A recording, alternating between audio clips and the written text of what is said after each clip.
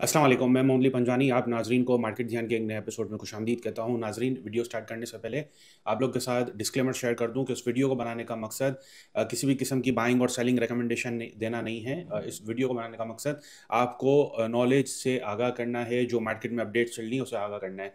नाजरीन, सबसे पहले बात कर लें फीपीलीपी डेटा की। पूरे हफ्ते यानी किसने बाइंग की किसने सेलिंग की, 10 फेब से लेकर 14 फेब तक का डेटा है। इसमें अगर हम देखें तो सबसे बड़ी जो बाइंग, नुमाया बाइंग हमें नजर आई वो बैंक्स और डीएफआई में आई। जो ये इन्वेस्टमेंट बैंक्स हैं, इनमें सबसे नुमाया बाइंग नजर आई। किस चीज़ में बाइंग नजर आई, और ये बाइंग जो है हमें बज़ाहिर तो नज़र आ रहा है कि स्टॉक मार्केट में इन्वेस्ट किया है, लेकिन किस प्रोडक्ट में इन्वेस्ट किया है वो भी मैं आपको आगे जाके बताऊंगा। दूसरे नंबर पे अगर हम देखें तो नुमाया बाइंग नजर आई वो ब्रोकर प्रोप्राइटरी ट्रेडिंग की नजर आई। ये भी मैं आपको उसकी डिटेल दूंगा, आपस में कड़ियाँ मिलती जुलती हैं। और तीसरे नंबर पे बाइंग की है सबसे बड़ी, वो इंश्योरेंस कंपनी की है। तो बाज़ाहिर ये लग रहा है कि फंडामेंटल्स तो बड़े स्ट्रांग हैं, बैंक्स भी बाय कर रहा है, इंश्योरेंस कंपनी भी बाय कर रहा है, लेकिन पस पर्दा क्या एक्टिविटी हुई है वो जानना ज़रूरी है। इससे हमें मार्केट का सेंटिमेंट पता चल जाएगा। सबसे बड़ी जो सेलिंग विटनेस हुई है, वंस अगेन म्यूचुअल फंड का रिडेम्पशन आया था और म्यूचुअल फंड ने सेलिंग की है। और इसके बाद हम देखें तो फॉरेन कॉर्पोरेट्स की तो कंसिस्टेंटली ही सेलिंग हमें नज़र आ रही है। थ्रू आउट द रैली हमें नज़र आ रही है कि फॉरेन कॉर्पोरेट्स जहां मौका मिल रहा है वो सेलिंग को तरजीह दे रहा है। अच्छा, जो मेजॉरिटी बाइंग हुई है बैंक्स की, आपके ब्रोकर प्रोप्राइटरी की और इंश्योरेंस कंपनी की, तो वो भी है डेब्ट मार्केट में, यानी कर्जे के जो एलिमेंट है, एमएफएस है, इनमें काफ़ी ज़्यादा बाइंग हुई है। इंटरेस्ट उसमें काफ़ी ज़्यादा मिल रहा है। इंटरेस्ट रेट हमारा बेंचमार्क इंटरेस्ट रेट 12% है। इसमें अगर पैसा डालते हैं तो तकरीबन 30%, 32%, 28% इतना रिटर्न बन जाता है। तो जो फोकस था बैंक्स का, इंश्योरेंस कंपनी का और ब्रोकर प्रोप्राइटरी ट्रेडिंग का, वो फोकस था मार्केट में इन्वॉल्व होना नहीं, शेयर्स परचेज करना नहीं, कोई अच्छे फंडामेंटल साउंड शेयर परचेज करना नहीं, बल्कि शेयर्स की फाइनेंसिंग करने में ज़्यादा फोकस था। इसमें आप लोग के साथ 14 फरवरी का डेटा शेयर करूं डेट फाइनेंसिंग की, तो जो फाइनेंसी का नेम और यानी फाइनेंसर का नेम मैं आप लोग के साथ शेयर कर रहा हूँ। तो सबसे सर फहरिस्त अगर हम देखें तो नंबर 1 पे जो फाइनेंसिंग हुई है वो जो फाइनेंसी का नेम है वो एकेडी सिक्योरिटीज़ है। फाइनेंसर का नाम है एनबीपी महाना आमदनी फंड। तो इसने जो है वो इसमें पैसा डाला है। तो ये आप समझे कि नॉन प्रोडक्टिव एसेट है, स्टॉक मार्केट में डायरेक्ट पैसा नहीं गया है, ये जो कर्जा जात है एमएफएस है उसमें ये पैसा गया है। सेकंड नंबर पे हम देखें तो इंटर मार्केट सिक्योरिटीज़ है, और इसको जो फाइनेंस किया है वो एचबीएल फाइनेंस उसने क्या है, कंपनी है, इन्वेस्टमेंट कंपनी है, उसने क्या है। तीसरे नंबर पे जेएस ग्लोबल कैपिटल है, पाक ओमान इन्वेस्टमेंट कंपनी, इसने इन्वेस्टमेंट की है इसमें। चौथे नंबर पे मुनीर खनानी सिक्योरिटीज़ और इसको इन्वेस्ट किया है एनबीपी सेविंग फंड्स। और पांचवें नंबर पे आरिफ हबीब कंपनी है, और इसको जो फाइनेंस किया है वो national bank financial income fund, इन्होंने जो है वो इसमें एमएफएस किया है। तो ये आप समझिए कि एमएफएस और एमटीएस, ये जो सूद का है, इसी में ज़्यादा काम हो रहा है। इसमें रिटर्न अच्छा है, सूखा सूखा रिटर्न मिल जाता है। बेंचमार्क इंटरेस्ट रेट 12% है, ये 28-30% आराम से मिल जाता है, कुछ मेहनत करने की ज़रूरत नहीं है। तो इसमें जो है वो ज़्यादा फोकस है। आप लोग के साथ KC 100 इंडेक्स का वैल्यूएशन शेयर कर दूँ तो KC 100 इंडेक्स का वैल्यूएशन कुछ इस मुताबिक है। जो फ्राइडे का डे रेंज बना है वो 1,11,861 का जो है वो लो है, और हाई बना है 1,13,482 का। वीकली रेंज अगर हम देखें तो 1,09,948 है लो, और जो हाई बना है 1,13,436 का। मंथली रेंज अगर हम देखें तो लो बना है 1,09,948 का, और जो हाई बना है वो 1,16,424 का बना है। जो करंट पी रेशो चल रहा है, जिस मल्टीपल पे KC 100 इंडेक्स ट्रेड कर रहा है, वो 7.25 का है। एक्सपेक्टेड पी रेशो 7.40 का है। टेक्निकल पे अगर हम देखें तो टेक्निकल पे इस वक्त मार्केट साइडवेज पे है, जैसे मैंने पास्ट वीडियोस में भी आप लोगों के साथ शेयर कर चुका हूं। जो रेंज बनी है साइडवेज की वो 1,11,308 है, और जो रेजिस्टेंस है, सप्लाई है, वो 1,18,970 है।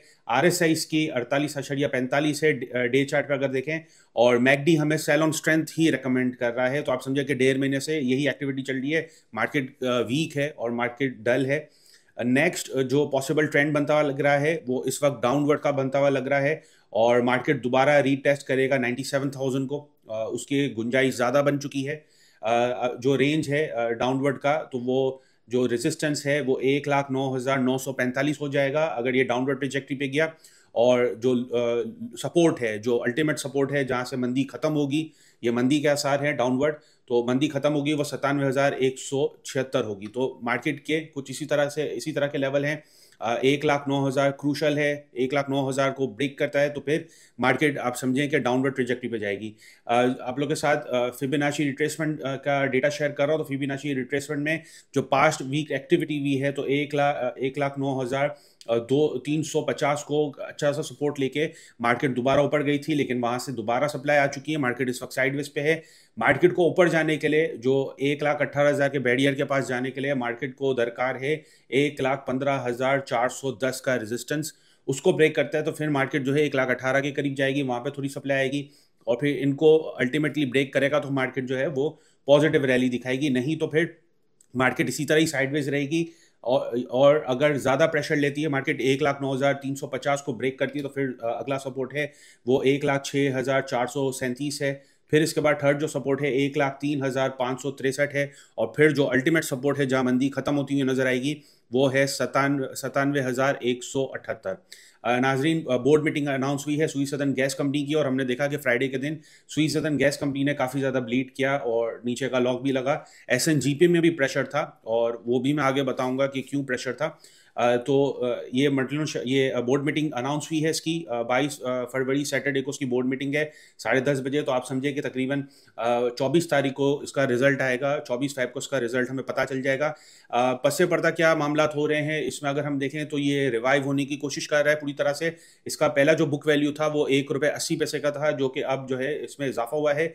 डेटा आप लोगों के साथ शेयर कर दूं फंडामेंटल साइड का, तो सेकंड क्वार्टर पे जो इसने अर्निंग दिखाई थी, जो 2024 की जो अर्निंग दिखाई थी वो ₹6.60 की दिखाई थी। अब जो है इसकी दोबारा जो है वो बोर्ड मीटिंग है और 2024 के सारे जो आप समझें कि रिजल्ट हैं वो आएंगे, इसके बाद 2025 के आना शुरू हो जाएंगे। तो ये अपने आप को यानी समझिए कि पीछे अपने आप को वो उस रेस में लगा हुआ है कि अपने आप को मेंटेन करे, टाइमली अपने आप को अपडेट कर दे।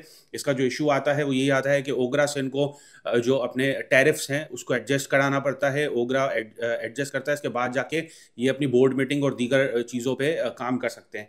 पी रेशो जो भी इसका चल रहा है वो 2.48 का चल रहा है। 24 तारीख को रिजल्ट आएगा तो पता चल जाएगा कि इसका अल्टीमेट पी रेशो क्या बन रहा है। बुक वैल्यू इसकी इंप्रूव हुई है, ₹14.90 है। जैसे मैंने कहा ₹1.78 के करीब इसकी बुक वैल्यू थी, तो उसमें काफ़ी ज़्यादा इसमें रिकवरी हमें नजर आई है। इंट्रिंसिक वैल्यू इसकी ₹31.30 है और इसकी जो फेयर वैल्यू बन रही है ₹41.96 है। ये वंस अगेन जो लेटेस्ट जो अर्निंग आई है उसके मुताबिक है। डेट टू इक्विटी रेशियो काफ़ी ज़्यादा कर्जे में है, तो 4,665% आप समझिए इसका डेट टू इक्विटी रेशियो है। ये सिग्निफिकेंटली इंप्रूव करता जाएगा आगे जैसे जैसे इसके टाइम आफ्टर टाइम रिजल्ट आना शुरू होंगे। मंथली RSI अगर हम देखें तो 65.02 का है। मंथली सपोर्ट ₹19.89 है। मंथली पिवट जो बन रहा है वो ₹36.22 है। मंथली रेजिस्टेंस जो है वो ₹52.20 है। तो उसमें काफ़ी ज़्यादा फ्लक्चुएशन की गुंजाइश है। इसका टेक्निकल आप लोगों के साथ शेयर करूँ तो फिबोनाची रिट्रेसमेंट वंस अगेन इसका डेटा अगर हम देखें तो इसको जो पहला सपोर्ट था वो ₹34.80 था, जिसको इसने ब्रेक किया है फ्राइडे के दिन। और अब जो है इसमें सप्लाई विटनेस हो रही है और इसका जो सेकंड सपोर्ट है वो ₹29.76 है। थर्ड सपोर्ट ₹24.81 है। रेजिस्टेंस इसको ₹46.54 का है। वंस अगेन रिजल्ट देखना है, इसके बाद ₹46.54 अगर क्रॉस करता है तो फिर हम ₹52.20 से ऊपर का इसका लेवल देख सकते हैं। नाज़रीन, दोनों सुइयों में जो सप्लाई विटनेस हुई, सुई नॉर्दर्न, सुई सदर्न में, उसकी एक और जो रीज़न नज़र आ रहा है वो बज़ाहिर ये नज़र आ रहा है कि PPL को जो सुई फील्ड है उसका मज़ीद लीज़ दे दी गई है 10 साल की। इससे पहले जो कॉन्ट्रैक्ट था वो 1 जून 2015 से लेके 31 मई 2025 तक का था, जो कि अभी एक्सपायर हो जाएगा मई 25 में। तो दोबारा इसको जो है वो MOU साइन हो गया है और 14 फेब को ये MOU साइन हुआ है और PPL ने इसको मटेरियल के जरिए स्टॉक मार्केट को पेश किया है। तो इस वजह से भी हमने दोनों सुइयों में सप्लाई विटनेस की। नाज़रीन, नेक्स्ट वीक हम देखेंगे कि डॉल का रिजल्ट है और डॉल के जो मैं आप लोगों के साथ चीज़ें शेयर कर रहा हूँ, डेक्सॉन, ऑक्सीजन, तो इसने भी रिट्रेस किया है ₹24.24 के करीब से। और इसका जो पहला सपोर्ट है उससे ऊपर ये ट्रेड हो रहा है। ₹25.40 पे इसका पहला सपोर्ट है। अगर इसको ये मेंटेन करता है तो फिर आप समझें ये तकरीबन ₹30 से ऊपर ट्रेड होना शुरू हो जाएगा। इसका जो तीसरा सपोर्ट है वो 23 रुपये 60 पैसे का है। नाज़रीन, ये मैंने डेटा आप लोग के साथ तकरीबन समझे कि अगस्त के महीने से पहले मैंने आप लोग के साथ पंजवानी इंडेक्स में शेयर कर दिया था, और पंजवानी इंडेक्स लास्ट जो अपडेट हुआ है 7 फेब को अपडेट हुआ है। इंशाल्लाह आगे मजीद कोई कंपनी हाईलाइट होगी तो वो भी इस इंडेक्स में शामिल हो जाएगी। तो ये पूरा डेटा है, इसमें आप देख सकते हैं आर्टिस्टिक डेनिम है, एवीएन है, सेंचुरी पेपर बोर्ड है, सिनर्जी है, सियान है, डीजीकेसी है, डीजीकेसी का भी नेक्स्ट वीक रिजल्ट है, डॉल है, गेटॉन इंडस्ट्री है, जीएचजीएल है, एचबीएल है, एचटीएल है, आईजीआईएचएल है, आईएनएल है, लोड्स है, लॉट कैम है, लालपीर पावर है, एमसीबीआईएम है, एनसीपीएल है, पाक डेटाकॉम है, पाक ऑक्सी है, पाकरी है, पाक केबल है, पीएसएक्स है, और सनाउल्लाह इंडस्ट्रीज़ है, टॉलर्स है, टीपीएल प्रॉपर्टीज़ है, वाह नोबल है, और डब्ल्यूटीएल है। इन सब का डेटा मैंने आप लोगों के साथ शेयर किया है। इंट्रिंसिक वैल्यू भी शेयर की गई है, फेयर वैल्यू भी शेयर की गई है, और जिस तारीख को अपडेट हुआ है वो भी मैंने शेयर किया है। जब फेयर वैल्यू से ऊपर ट्रेड होने लगेगा तो हमारा जो यानी आप समझें कि जो फेयर वैल्यू का हमारा लेवल था वो अचीव हो जाएगा, तो वो भी मैं आप लोग के साथ शेयर करूँगा कि इस तारीख को ये फेयर वैल्यू का जो लेवल है वो अचीव हुआ है। इस तरह का डेटा आप खुद भी बना के काम कर सकते हैं। ये मैं अपनी स्टडी के लिए कर रहा होता हूँ, आप लोग के साथ शेयर कर रहा होता हूँ, और इससे जो है हम अगर पोर्टफोलियो डाइवर्सिफाइड करके बनाते हैं, पोर्टफोलियो बिल्डिंग पे काम करते हैं, तो रिटर्न अच्छा बन जाएगा। 30 से 40% मार्केट किसी भी लेवल पे हो, किसी भी इंडेक्स लेवल पे हो, मार्केट हमें रिटर्न देती है। अच्छा नाज़रीन, अभी आप लोग के साथ जो है वो आर्टिकल शेयर कर रहा हूँ, बिजनेस रिकॉर्डर का आर्टिकल है, towards boosting foreign investment inflows, IMF told how corrupt practices can be eradicated. तो यानी IMF जो है, अभी आप समझें कि FATF 2.0 बना हुआ है, और IMF चूंकि हमें पैसा दे रहा है तो IMF लीकेजेस भी देख रहा है कि कहाँ से करप्शन में जो पैसा है वो ज़ाया हो जाता है। जो ट्रांच है $7 बिलियन की, तो IMF को इंश्योर करना है कि जो वो पैसा दे रहा है, जो वो फंड्स अलॉट कर रहा है पाकिस्तान को, तो वो कई लीकेजेस में नहीं जाए, वो करप्शन के ज़ेरे नज़र ना हो। जिससे मैंने पास्ट अपने जो है वो स्टॉक इनसाइट का जो वीडियो है उसमें आपने देखा होगा कि 133 से हम जो हैं वो 135 पे आ चुके हैं करप्शन के इंडेक्स में। तो करप्शन के काफ़ी ज़्यादा हम समझे कि मामला ख़राब हैं, और उसमें हमारे जितने भी इदारे हैं वो IMF को इंश्योर कर रहे हैं कि जो है वो लीकेजेस नहीं होंगी। जो IMF फंड्स दे रहा है वो फंड्स जहां पर एलोकेटेड होंगे वहीं यानी उसको इस्तेमाल किया जाएगा। नाज़रीन, इसके अलावा वर्ल्ड बैंक की जो सब्सिडरी है इंटरनेशनल फाइनेंस कॉरपोरेशन, उन्होंने अनाउंस किया है कि वो मज़ीद $2 बिलियन एनुअली पाकिस्तान के इंफ्रास्ट्रक्चर में लगाएंगे, और ये तकरीबन 10 साल का प्लान है। तो इस 10 साल की मद में तकरीबन आप समझें 20 बिलियन डॉलर पाकिस्तान में सरमायाकारी होगी। इसमें अगर हम देखें तो इंटरनेशनल एयरपोर्ट्स है, एनर्जी है, वाटर एंड पोर्ट्स है, इनमें ये इन्वेस्टमेंट होगी। ये काफ़ी ज़्यादा खुशाइन है, लेकिन वंस अगेन हमें ये देखना है कि डोनाल्ड ट्रंप साहब का क्या इसमें रद्द-ए-अमल होता है, और डोनाल्ड ट्रंप साहब जो हैं वो किस तरह से इस बजट को फाइनेंस करते हैं। वर्ल्ड बैंक में इतना ज़्यादा इसका इन्फ्लुएंस नज़र नहीं आएगा डोनाल्ड ट्रंप साहब का, लेकिन IMF में हमें काफ़ी ज़्यादा इसमें बैकलैशेस का सामना करना पड़ सकता है। नाज़रीन, चूँकि इंटरनेशनल कमोडिटी प्राइस और हमारा जो क्रूड ऑयल है वो स्टेबल है, तो जो हुकूमत पाकिस्तान है उन्होंने ओगरा के रिव्यू के बाद जो पेट्रोल है उसमें ₹1, और जो डीजल है उसमें ₹4 की कमी वाक़ई की है। नया रेट जो है वो पेट्रोल का ₹256.13 है, और डीजल का जो नया रेट है वो ₹263.95 है। इससे हमारे थोड़े इन्फ्लेशन के नंबर्स में थोड़ा मज़ीद कूल डाउन होगा।